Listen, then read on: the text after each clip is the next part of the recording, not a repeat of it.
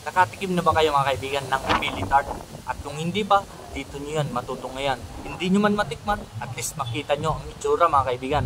Ito pala ang inyong lingkod o FW sa Pinas, si Mark ang nagtitipid na manggagawa dito sa Pinas.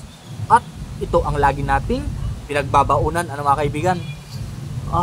Ang bango, dahon ng saging mga kaibigan. At ang ulam natin ngayon, yung sinasabi kong pili tart mga kaibigan.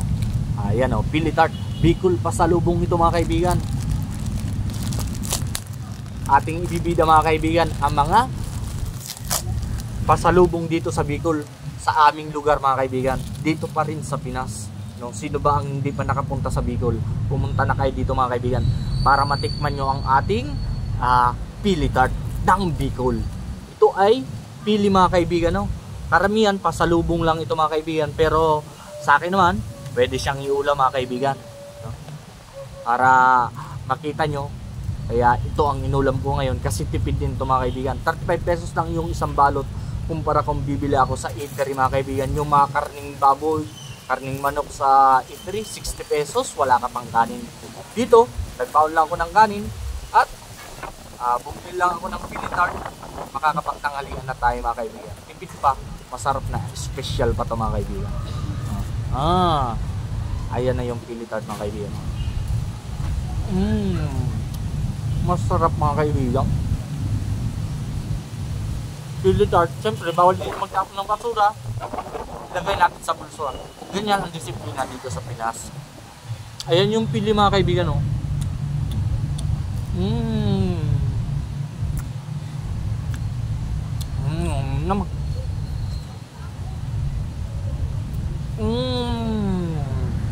The best, sobra mga kaibigan. Masarap talaga pag mga Bicol pasalubong. Dito lang to matitagpuan sa Bicol mga kaibigan. At maulan dito sa parte ng Bicol. Pinas pa rin mga kaibigan. Pinagbabalaki natin ang mga lugar dito sa Pinas. At siyempre lagi natin pinagmamalaki yung mga pagkain dito sa Pilipinas. Particular dito sa Bicol. Kasi taga Bicol ako Meron pala tayo dito mga audience mga kaibigan. Nasa ilalim lang tayo ng punong kahoy mga kaibigan, pero umuulan yan Partida mga kaibigan, may shield kasi ako. May shield tayo mga kaibigan. Marami.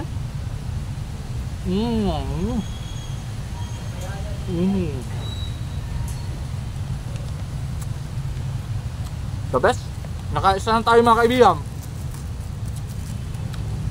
Maulan kaya medyo atrasado yung trabaho, pero dahil masarap ang ulam natin, sisipagan tayo magtrabaho niyan mga kaibigan. Masarap pili tart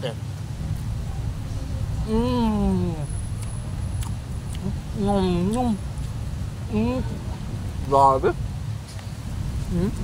Pili tart mga kaibigan Grabe talaga. The best.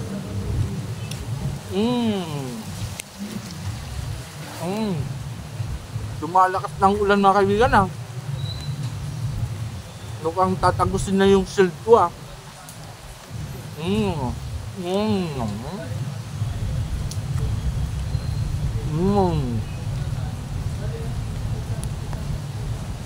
Mukhang magkakasabaw ang kanin natin mga kaibigan Okay lang yan, healthy naman tayo Bakit tayo laging healthy? Naka-organic barley tayo mga kaibigan Nandyan sa comment section kung gusto nyo din mga kaibigan. Check nyo lang ang link. Bumili ka na kaibigan organic barley nationwide.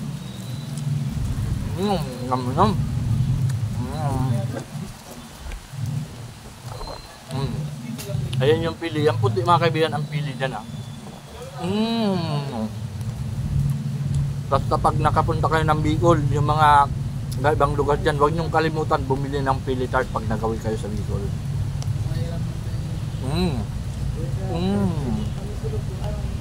The best mga kaibigan.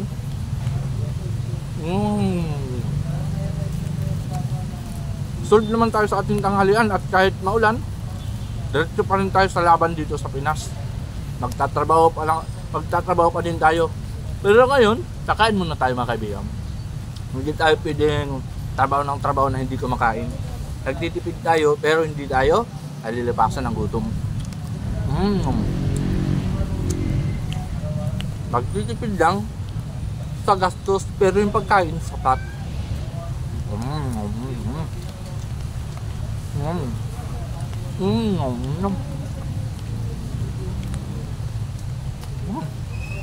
Grabe. Dami dumak.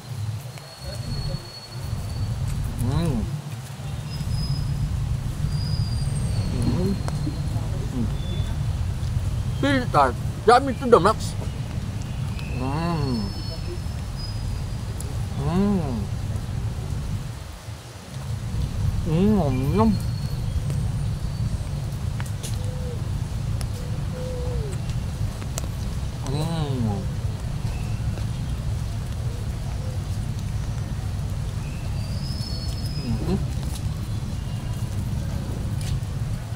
Last bowl na lang ito mga kaibigan, oh.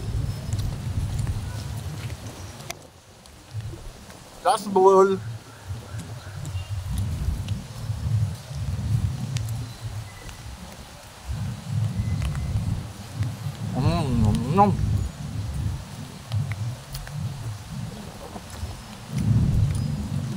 Maraming salamat pala sa mga loyal and solid supporters natin yan na hindi nagsasawa na manood sa ating video. At ito ang inyong lingkod mga kaibigan, no? OFW sa Pinas, si Mark. Laging nagpapaalala, lagi lang tayo magtitipid dito sa Pinas para hindi tayo mabaon sa utang. Hanggang sa muli, paalam!